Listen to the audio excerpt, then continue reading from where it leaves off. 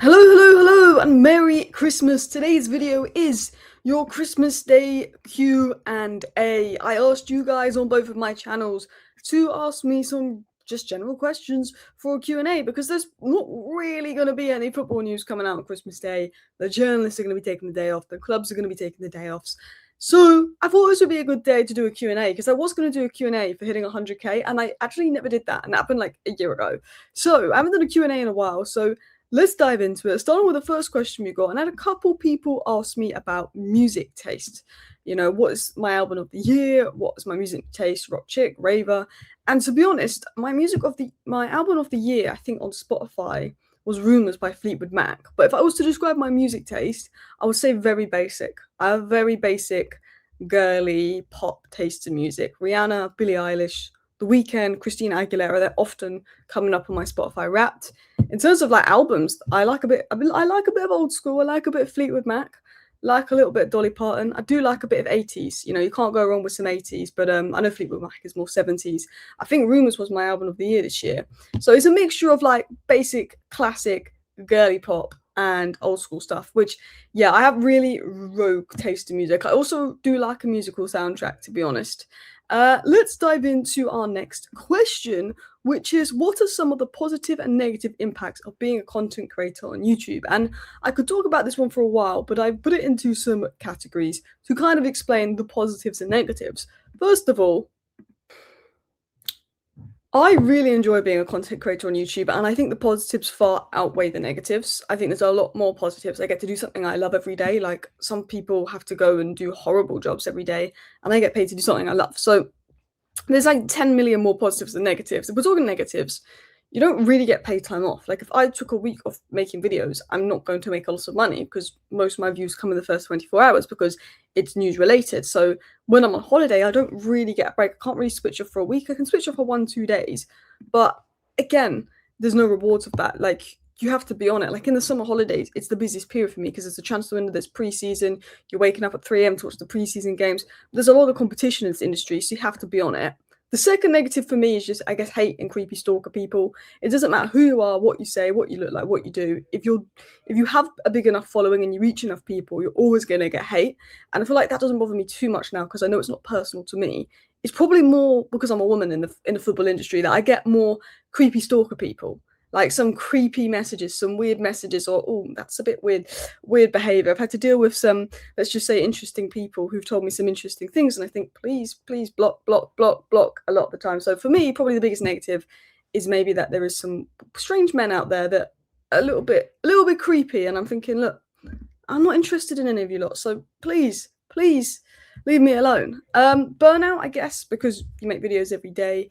I guess, like, in terms of income, you know, it's pretty good, but like, you don't know what you're going to get each month. You go like month to month, whereas I guess if you have a normal job, you know each month you're going to make this amount and then you can budget. With YouTube, you don't know if you're going to make a really good amount or a not so good amount each month. And I think the last negative being on YouTube is it is all on me. Like, when I've had issues like technology isn't working, and I'm not good at technology, you guys know that. When technology breaks, I have to go and ask ChatGPT, how do I fix this? How do I do this? You know, if you're in another job and something breaks, there's someone in the tech department, boom, come in. It's all on me. If the channel fails, that's on me. If the channel does well, that's on me. I do everything. I come up with the ideas. I manage the thumbnails. Like, it's all on me. I haven't got someone to tell me what to do, when to do. And I guess there's a lot of self-motivation in it. Like, every day, even when I'm in a bad mood and I have a really rough day, I've got to put a smile on my face and record. So I guess that's the other negative. But in terms of positives, there's so many more positives. Like, doing something I do for a living, doing something I love for a living, I think it's the biggest positive. I think that's what most people dream of in life. I think if someone said to me 10 years ago, what would make you happy? It's not necessarily about the money. It's just being able to make a living of something I love. And that's what I get to do. I get to do cool opportunities. I've got to connect with some amazing people, go to amazing events like Cyberman Charity Match, met some cool people, done some bits with Nike in the past, done a few bits with Sky here and there. I've got to meet some amazing other content creators and amazing people in the space, which has been fantastic. Even like YouTube events, I got to meet like Olivia Dean, and there was like other people there, and that was really cool.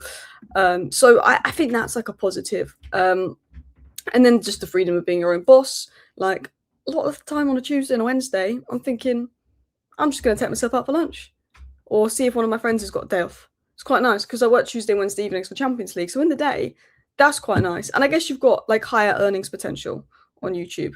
Like, I feel like if you work in sports media, you get a salary that this company gives you. Whereas at YouTube, if you do really well at YouTube, you could make 5-6 times the salary you could make in mainstream. So that will be the positives and negatives, which has gone on for ages. So let's get into the next question, which I got a lot of. And what is my second team? Cambridge United. I was born in Cambridge, and I grew up in Cambridge for a little bit. So that would be my second team. So everyone's going to be like, well, if you were born in Cambridge, you grew up in Cambridge, why are you a Man United fan? Why are you a Man United fan? And that was another question I got. Why is Alice a Man United fan? I grew up in the middle of nowhere. It was actually a village outside of Cambridge. My family were not into football. And Cambridge United were in the 5th or maybe 6th tier of English football at that point. And they were still half an hour away. So I basically just saw Man United on TV, got into football, fell in love with Man United. Like, if you're not from a football family and you're not exposed to football, it's the team that's on the TV. My favourite colour was red. Man United were on the TV. Ronaldo and Rooney were amazing. And I feel like I was literally like 4 or 5, and it was just Man United that I was just obsessed with because, Cambridge United wasn't a team that you would see on the TV, to be honest. Like, and then once you love Man United, you love Man United. Everyone at my school was Man United or Arsenal. So it's just what it is as a kid, to be fair. Who's my favourite footballer of all time? I wanted to say Bruno Fernandes, but I'm not going to go Bruno Fernandes because these two is what made me love Man United. As a kid, I was always picking who did I prefer more, Rooney or Ronaldo. Like, I was born in 2000. So these were the guys that just made me grow up loving football, like wearing their tops and everything. Like, 1 minute it was Rooney, 1 minute it was Ronaldo. I would say those. I think Bruno now. If we went non-Man United, shout Neymar. I remember as a teenager just loving watching Neymar. I think it was the Brazil World Cup where he got that back injury, but I just thought he was so good, and then I followed him at Barcelona. So I say Neymar would be my non-Man United shout. But it's all my favourite players are Man United players. I'm not going to lie. How much money do you make with these videos? Is it worth it? I know, a bit cheeky, but I'm kind of curious. I've got a couple of these ones. And honestly, like, YouTube income just depends on each month and how many views you get. Obviously, you can make money through sponsorships and other stuff. But I don't personally do many sponsorships if you follow my channel. The only sponsorships I've done are like ones that I actually use. Like, I use the One Football app to do a lot of my work. I use a VPN. So like, the sponsorships that I do are only really ones that I use. I get a lot of sponsors reach out to me, but I don't really make much money through sponsors. Most of it comes through YouTube. I'm just going to check my RPM on this channel. So my average RPM for the last 28 days is £4.59. So what that means is, on average, I make £4.59 per 1,000 views. That can change though. In January, it's normally lower than December. So if this video gets 10,000 views, I'll probably make just over 45 quid. I'll probably make just over 45 quid for 10,000 views on average. Some videos that get 10,000 views can get a £6 RPM, which could make me 60, 70 quid. Some videos that get 10,000 views get a £2 RPM and make you 20 quid. But on average, 10,000 views will make me around 40 to 45 pounds per video. That's probably the best way to explain it. And then it just depends how many views you get each month, because 1 million views would be 4,500, for example. Continuing on. What are your favourite hobbies outside of football is a question that I got a couple of. Or what do you do outside of football? Making videos. I mean, that is a hobby. I've made videos that were non-football related growing up. Was a One Direction super fan growing up. Actually, I've had to make those videos private or delete some, but I did make a lot of One Direction videos back in the day. I like going out and trying new restaurants. I'm always in London just trying restaurants all over the place, seeing friends, obviously, going to the pub, anything to do with food, cooking, eating, looking at recipes, planning my life around food. And then every now and then a good Netflix series binge, like I'll watch the new Stranger Things, I think, because it comes out over Christmas, part 2. So yeah, I like a bit, mostly food, mostly friends, bit of music, bit of going out. But yeah.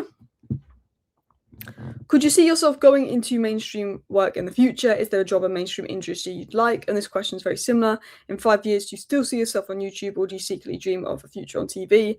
And if you had the opportunity to move to pursue your passion, would you prefer Manchester, close to your team, or London, as it's the home of major football television studios? So my question to that is, I think YouTube is the future. I would never quit YouTube for mainstream. I've had opportunities in mainstream. Some have said no to because it's not for me. and some I've said yes to. There's a few shows in mainstream that I would say yes to. There's a few shows in mainstream I'd say no to. It depends what it is.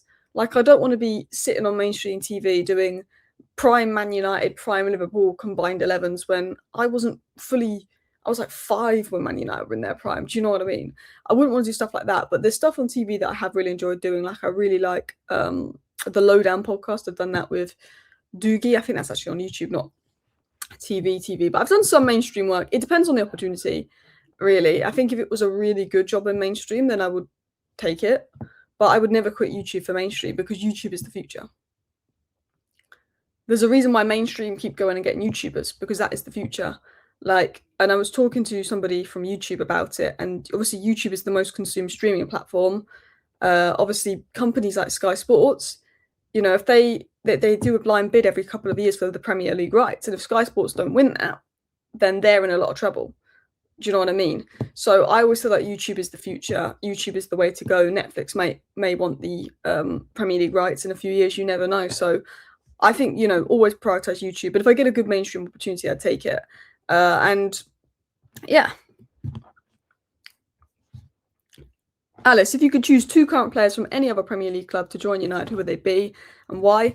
I picked Declan Rice and Haaland because you didn't say it had to be realistic. And if it had to be realistic, we'd look elsewhere.